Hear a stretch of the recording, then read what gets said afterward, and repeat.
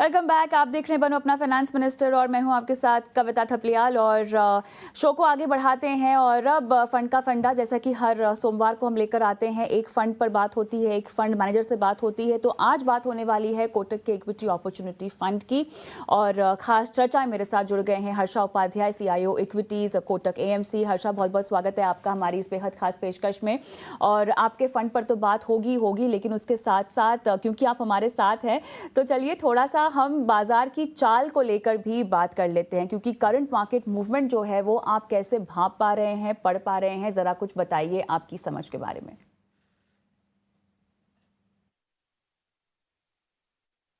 कविता, देखिए, अगर अगर आप इंडियन इक्विटीज को देखते हैं तो पिछले 6 महीने में अंडरटोन तो काफी बुलिश अंडरटोन है। लेकिन एक दो ऐसे चीज भी डेवलप हुए हैं जिससे हो सकता है कि आगे जाके थोड़ा बहुत हायर वैल्यूएशंस पे जब मार्केट है तो कुछ असर पड़ सकता है। एक तो है कि जो मानसून सीजन था वो इतना अच्छा नहीं गया। वहाँ पे 6 से 7% का डेफिशिएंसी देखने को मिला है। इसकी वजह से थोड़ा बहुत वॉल्यूम ग्रोथ पे जो नेगेटिव असर पड़ेगा वो जरूर हमें ध्यान में रखना चाहिए। दूसरा बात यह है कि क्रूड ऑयल जो है वो $90 प्रति बैरल पहुंच गया है, तो इसके कारण भी मार्जिन पे एक तरफ से इम्पैक्ट हो सकता है। और अगर आप लिक्विडिटी का बात करें तो पिछले 2 महीने में फॉरेन इंस्टीट्यूशनल इन्वेस्टर्स जिन्होंने पिछले 6 महीने में बहुत सारा इन्वेस्टमेंट किया है इंडियन इक्विटीज में, उन्होंने करीब करीब 2.5 से 3 बिलियन डॉलर्स का सेलिंग भी किया है। तो ऑल इन ऑल थोड़ा बहुत ऐसे लग रहा है कि जबकि medium to long term outlook Indian equities के लिए काफी ठीक ठाक है, लेकिन आज के दिन में थोड़ा सा एक तरफ से कॉशन रखना बेहतर है। हम्म। हर्षा, ये बताइए, क्योंकि आप हमारे साथ में मौजूद हैं और तिमाही नतीजों का भी एक सिलसिला जारी है, तो ऐसे में ओवरऑल व्यू आपका क्वार्टर रिजल्ट्स को लेकर क्या बनता हुआ दिखाई दे रहा है? कविता, तिमाही नतीजे जो अभी तक आए हैं वो अच्छे माहौल क्रिएट कर रहे हैं।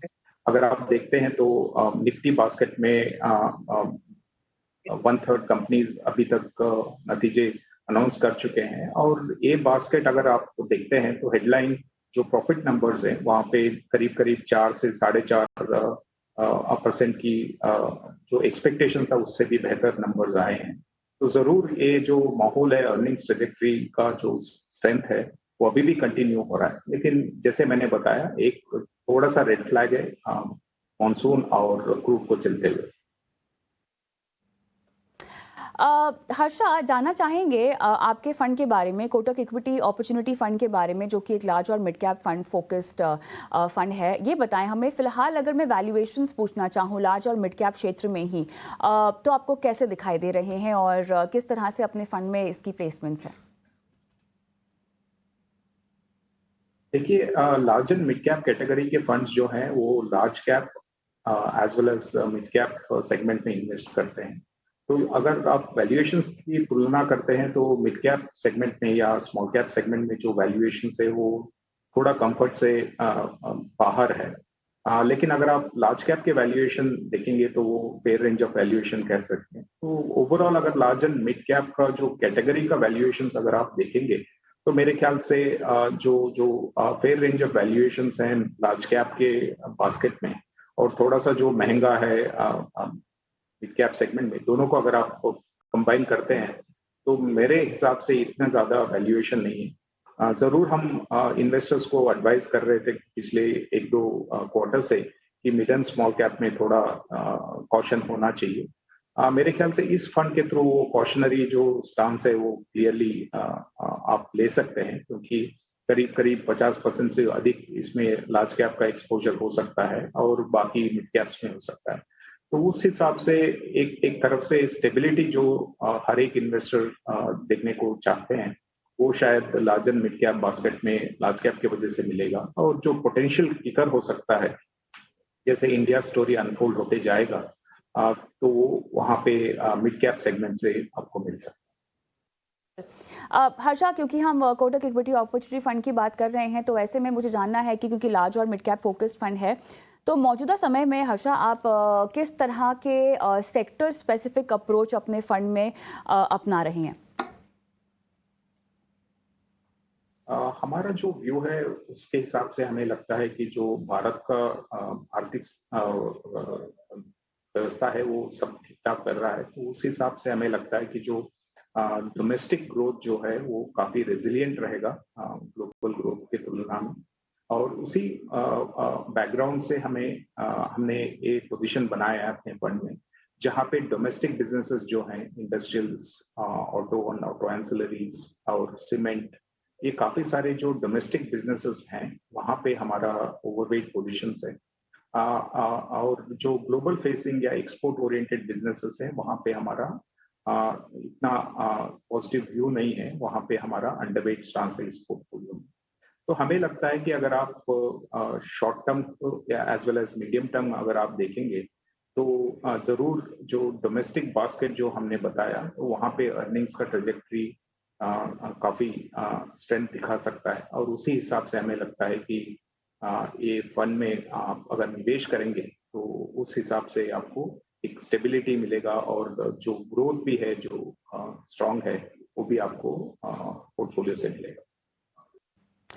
हर्षा, ये बताइए, अगर 2 से 3 तिमाहियों का नज़रिया अगर मैं पकड़ कर चलूँ तो किस तरह की सेक्टर रिप्लेसमेंट या ऐसे कोई सेक्टर्स जो आपके रडार में हों जो आने वाले वक्त में इस फंड में भी जगह जो है वो पा सकते हैं? क्योंकि फिलहाल लार्ज कैप थोड़े से कंफर्टेबल होते हुए दिखाई दे रहे हैं। क्या इसका बास्केट बढ़ता हुआ दिखाई देगा हमें? कुछ खास सेक्टर्स आप इंक्लूड करना चाहेंगे? कविता, जैसे मैंने बताया, आज के हिसाब से तो हमें लगता है कि डोमेस्टिक ग्रोथ जो है काफी रेजिलिएंट है, और इसलिए हमारे काफी सारे पोजीशंस जो है वो डोमेस्टिक सेगमेंट्स में है। और अगर आप पोर्टफोलियो का आज का बात करें तो करीब करीब 50% से ज्यादा लार्ज कैप अलोकेशन है, करीब 37% जो है वो मिड कैप अलोकेशन है। तो हमें लगता है कि ये जो पोजीशनिंग है ये शॉर्ट टर्म का जो एक्सपेक्टेड वॉलेटिलिटी है उसके हिसाब से काफी अच्छा बैलेंस है।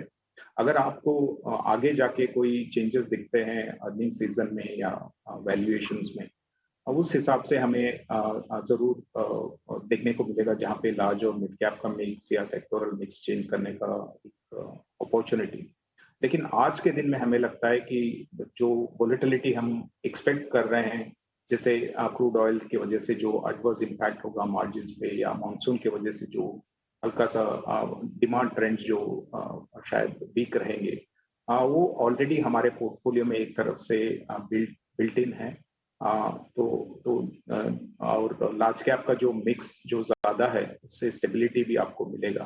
तो मेरा मानना यही है कि आज के हिसाब से भी जो पोर्टफोलियो अगर आप देखते हैं तो काफी हद तक ये एक तरह से रेजिलिएंट पोर्टफोलियो है।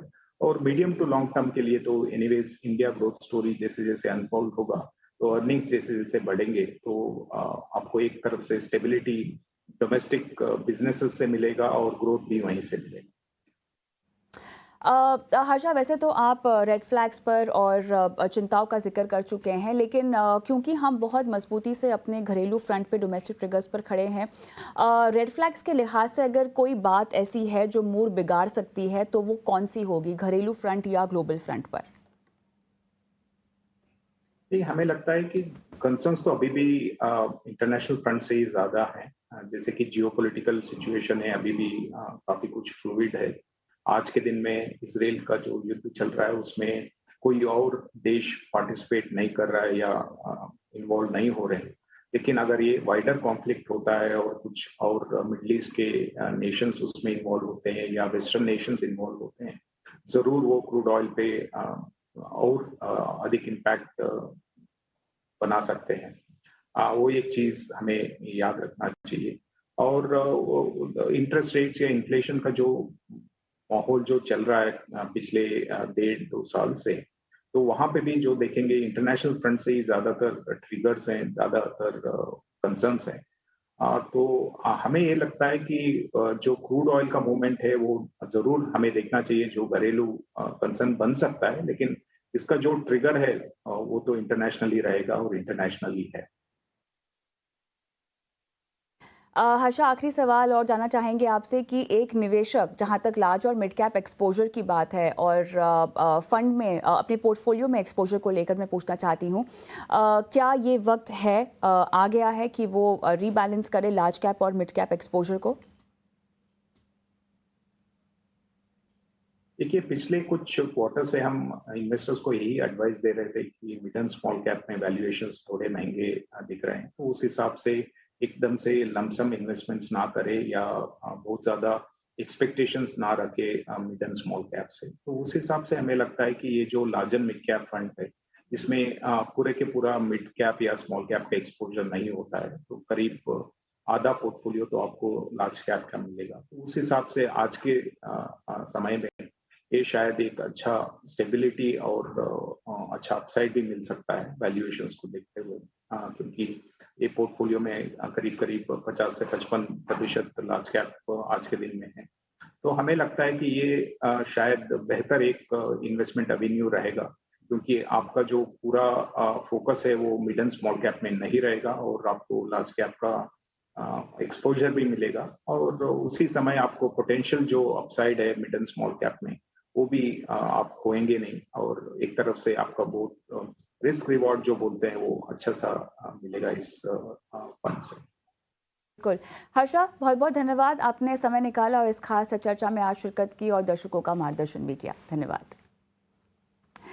चलिए, हम रुकेंगे एक छोटे से ब्रेक के लिए और ब्रेक के उस पार हमारे साथ जुड़ेंगे हेमंत उस्तिगी, जो बताएंगे कि एसटीपी सिस्टमैटिक ट्रांसफर प्लान करने का सही तरीका क्या है, और साथ ही दर्शकों के सवालों के जवाब भी देंगे। लाइव दर्शक हमारे साथ जुड़ेंगे और ये सब कुछ होगा छोटे से ब्रेक के बाद। ब्रेक पर मैं जाऊँ उससे पहले हमारा व्हाट्सएप नंबर आपको नोट डाउन कर देना है, जहाँ पर आपके सवाल आपको हम तक पहुँचाने हैं। यूट्यूब पर हमें देख रहे हैं तो वहाँ भी अपने सवाल हम तक पहुँचा सकते हैं। आपको अपने सवाल कमेंट बॉक्स में डाल देने हैं, एक एक करके हम आपके सवालों को शो में शामिल करेंगे और आपकी लाइव फाइनेंशियल प्लानिंग भी करवाएंगे। मिलती हूँ आपको ब्रेक के बाद।